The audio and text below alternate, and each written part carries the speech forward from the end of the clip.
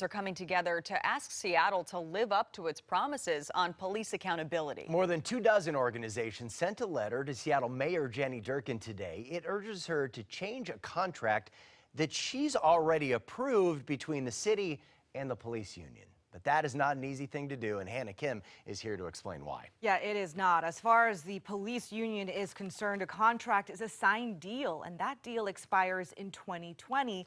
But that isn't stopping many organizations like El Centro de la Raza, the Asian Bar Association of Washington, and the ACLU to call for immediate changes.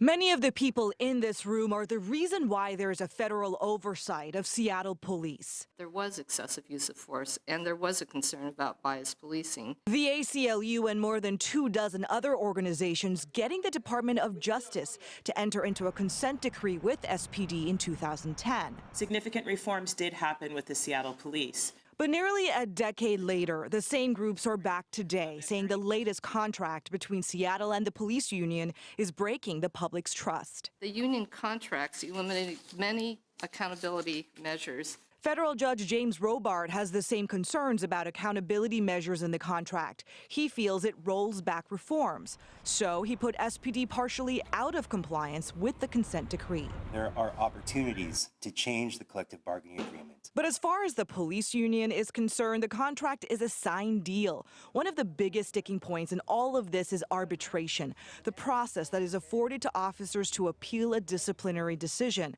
Robart wants that private arbitration process gone.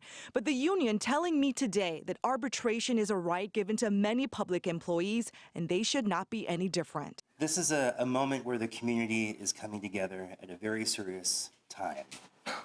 As Michelle said, we're at a crossroads. So their message is this: we're not starting over. We're not starting over.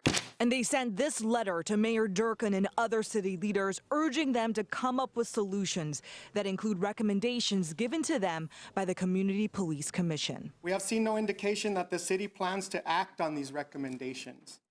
The Community Police Commission is a panel that was formed under the consent decree, and they are tasked with coming up with reform ideas. Now, Judge Robart said the CPC, along with the city, need to come up with a new plan to come into full compliance with the consent decree.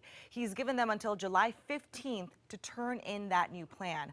While the CPC says they've had no substantive talks with the mayor since Robart's ruling, but the mayor's office is saying the opposite. They say they've had productive conversations with a number of parties, including the CPC, and Durkan's office is still confident that the city is on track to meet all of the consent decree requirements by January of 2020. A lot of people with a lot of strong feelings on that. Yeah, a lot of questions. Differences of opinion, Yes. clearly. All right, thanks, Hannah. Still ahead, a move away.